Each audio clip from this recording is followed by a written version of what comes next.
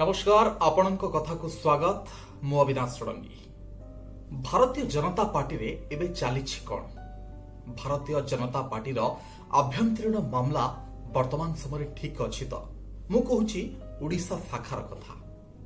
एथि पई ए प्रश्न मु उठाउछि जे भारतीय जनता पार्टी विभिन्न गोष्ठी रे विभक्त हो जाइछि। ए कथा को नै जोरदार चर्चा मध्ये होछि एवं दल भितरे नेता माने मध्य अनौपचारिक भाव में एक कथा कहउछन्ती, एक कथा को नै चर्चा मध्य करूछन्ती।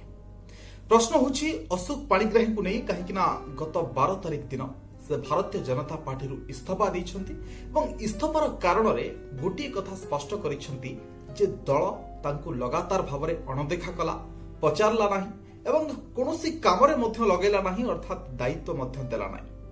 एक कथा अशोक पाणिग्राही आशा रखिथिले जे 2018 उपनिर्वाचन रे तो सी लढिथिले योद्धा किंतु 2019 निर्वाचन रे मध्य तांको टिकेट मिलला नाही एवं निकट रे जो आगु को हबार अछि बीजेपुर उपनिर्वाचन सेथिरे मध्य तांको टिकेट दिया गला नाही। ए असंतोष को झाड़ी छंती एवं ए असंतोष को झाड़ी अणदेखा एवं अवहेलार अभियोग आनी दल छाड़ी छंती। जने नेता दल छाड़िबा भितरे ए कथा कहिबा स्वाभाविक मध्य एवं एक कथा मध्य समस्ते कहते किंतु अशोक पाणिग्राही मंतव्य को हालका भाव में निया जाय न पारे। एथिपाई जे निकट रे वरिष्ठ राजनेता दामोदर राउत जे बिजु जनता दल रु जाई भारतीय जनता पार्टी रे योगदान करथिले निर्वाचन पूर्व, जदिओ बिजु जनता दल तांको बहिष्कार एवं निलंबन करथिला, किंतु अशोक पाणिग्राही क्षेत्र रे कथा टिके भिन्न थिला।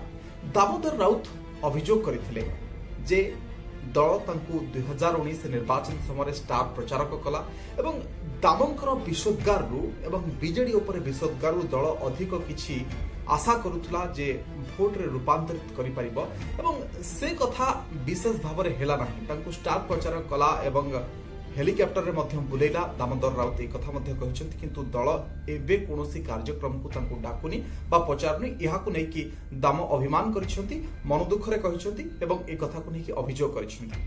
ठीक सेही भली ढंग रे भारतीय जनता पार्टी नेता थिबा अशोक पाणिग्राही मध्य सेमती कथा कहिसंती, असंतोष एवं अवहेलार कथा। आपण जानिथिबे 2017 अक्टोबर रे भारतीय जनता पार्टी रे योगदान करिथिले अशोक पाणिग्राही एवं बीजेपुर उपनिर्वाचन ठीक पूर्व एवं जेतबळे भारतीय जनता पार्टी बीजेपुर उपनिर्वाचन पई प्रार्थी पाउ नथुला सेतबळे अशोक पाणिग्राही को नै प्रार्थी करितला एवं से मध्य पाखापाखी 61-62 हजार भोट पाइथिले एवं हारिथिले मध्य रीता साहू पाखरु, जेतबळे अनुकंपार लंबा हवा बहुतला रीता साहू सपक्ष रे सेतबळे से समय से 61-62 हजार भोट पाइथिले। किंतु परवर्ती समय 2019 साधारण निर्वाचन रे दल तांको पचारला नाही, दल तांको आउ कोनोसी कार्य देला नाही। सेठी दल सनत गणत्यांको प्रार्थी कले जे मुख्यमंत्री नवीन पटनायक विरोध रे सेठी प्रार्थी होइतिले। मुख्यमंत्री हिंजिली आसन व्यतीत आउ एक आसन बीजेपुर मध्य लड़िथिले। सेठी सनत गणतिया 54 हजार पाखापाखी भोट पाइथिले, अर्थात अशोक पाणिग्राही 2018 उपनिर्वाचन रे जेतिकी भोट पाइथिले पाखापाखी 7000 भोट कम पाइले सनत गणतिया। तेणु शरद गणतिया को अशोक पाणिग्राही जगह छिड़ा करी दल लाभ कौन पाइला, ये प्रश्न मध्य आम मन में उठा स्वाभाविक एवं अशोक पाणिग्राही मन में उठा स्वाभाविक एवं अशोक पाणिग्राही समर्थक मध्य से प्रश्न पचारुछन्ति। ठीक अछि 2019 निर्वाचन गला, किंतु एबेकार उपनिर्वाचन रे पुणी थरे सनत गणतिया को रिपीट करिछि भारतीय जनता पार्टी। तेणु अशोक पाणिग्राही ए कथा को नहीं स्वाभाविक भाव में असंतोष झाड़िबा स्वाभाविक, किंतु अशोक पाणिग्राही वर्तमान समय भारतीय जनता पार्टी छाड़ी घोषणा कर सारी बिजु जनता दल को एथर निर्वाचन रे समर्थन करेंगे। ये पछर कारण कौन हो पारे? अशोक आगु को दल में जॉइन करेंगे कि ये प्रश्न सामना को आसुछि एवं अशोक पाणिग्राही समर्थन करने पछरे गोटे बड़ डील है नहीं, तो ये तो गोटे पार्ट रहिला, किंतु दामोदर राउत का अभियोग, अशोक पाणिग्राही अभियोग पूर्व विजय महापात्र समान ढंग से से अभियोग करिसेंति जे दल तांको अणदेखा कला, पचारला नाही एवं अनेक कथा आगुरु से प्रथम दफारे कहि सारिछन्ति। एवं आपण जानिथिबे जे 2019 साधारण निर्वाचन पूर्व भारतीय जनता पार्टी रे केमती नेता मानकर असंतोष थिला, दल समान को पचारुनी ए अभियोग मध्य थिला, जो माने କ୍ୟାଡର ବେଷ୍ଟ ପାର୍ଟି ବୋଲି କହନ୍ତି ଯେଉଁ କର୍ମୀମାନେ ଦଳର ସାଇନ୍ ବୋର୍ଡ ଏବଂ ବୁଥକୁ ମଜବୁତ କରି ରଖିଥିଲେ ବା ତାକୁ ଆଗକୁ ବଢ଼ାଇବା ପାଇଁ ପ୍ରଚେଷ୍ଟା କରୁଥିଲେ ସେମାନଙ୍କୁ ଟିକେଟ ମିଳିଲା ନାହିଁ। ଶେଷ ମୁହୂର୍ତ୍ତରେ ସେମାନଙ୍କୁ ଅଣଦେଖା କରାଗଲା। କିନ୍ତୁ ଯେଉଁମାନେ ଆମଦାନୀ ନେତା ଥିଲେ ବିଜୁ ଜନତା ଦଳରୁ କୁହନ୍ତୁ ବା କଂଗ୍ରେସରୁ କୁହନ୍ତୁ ସେମାନଙ୍କୁ ଦଳରେ ଗୁରୁତ୍ୱ ମିଳିଥିଲା ଏବଂ ତାଙ୍କୁ ଟିକେଟ ମଧ୍ୟ ମିଳିଥିଲା ନିର୍ବାଚନରେ ଲଢ଼ିବା ପାଇଁ।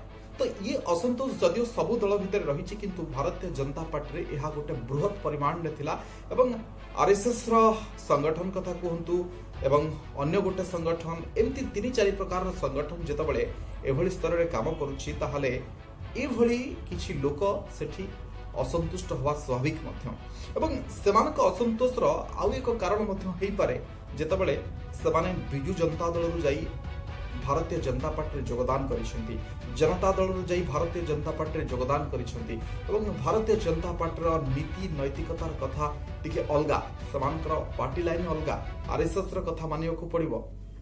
ତ ଏସବୁ ଭିତରେ ଯେ ଏମାନେ ନିଜକୁ ଖାପ ଖୁଆଇ ପାରିନାହାନ୍ତି କି ସେଇଥିପାଇଁ ଏମାନେ ବର୍ତ୍ତମାନ ସମୟରେ ଦଳ ବିରୋଧରେ ଅସନ୍ତୋଷ ଝାଡୁଛନ୍ତି କି ଇଏ ପ୍ରଶ୍ନ ସାମ୍ନାକୁ ଆସୁଛି ଯେତେବେଳେ ବିଜେପୁରର ପଲିଟିକ୍ସ ଏ ଚର୍ଚ୍ଚାକୁ ଆଗକୁ ବଢୁଛି। ତେଣୁ ପ୍ରଶ୍ନ ଯେ ନେତାମାନେ ଯେତେବେଳେ ଅଦରକାରୀ ହେଇଯାଉଛନ୍ତି ଦଳ ସେମାନଙ୍କୁ ଫୋପାଡ଼ି ଦେଉଛି କି ଏବଂ ନେତାମାନେ ତାଙ୍କ ପାଖରେ ଯଥେଷ୍ଟ ପରିମାଣରେ ଅଛନ୍ତି କି ଏବଂ ଆଗକୁ ବଢ଼ିବା ପାଇଁ ଦଳକୁ ସେମାନଙ୍କ ପାଖରେ ଆଉ ଏଇ ପୁରୁଣା ନେତାଙ୍କର ଆବଶ୍ୟକତା କିଛି ନାହିଁ କି ଏ ପ୍ରଶ୍ନ ବର୍ତ୍ତମାନ ସମୟରେ ରାଜନୈତିକ ସ୍ତରରେ ପ୍ରାସଙ୍ଗିକ ମନେ ହେଉଛି ଏଇଥିପାଇଁ ଯେ ବିଜେପୁର ପଲିଟିକ୍ସକୁ ଦେଖିଲେ ଅଶୋକ ପାଣିଗ୍ରାହୀଙ୍କୁ କେନ୍ଦ୍ରକୁ ନେଲେ এই চর্চা অধিক প্রাসঙ্গিক হুয়ে এবং যদি দামোদর রাউতଙ୍କ কথা কহিবে বিজয় মহাপাত্রଙ୍କ কথা অতীତରେ ମଧ୍ୟ ଯେଉଁମାନେ ଟିକେଟ ପାଇନାହାନ୍ତି ଆଶାୟୀ ନେତାମାନେ ସେମାନେ ମଧ୍ୟ ତାଙ୍କର ଅସନ୍ତୋଷ ଛାଡ଼ିଛନ୍ତି।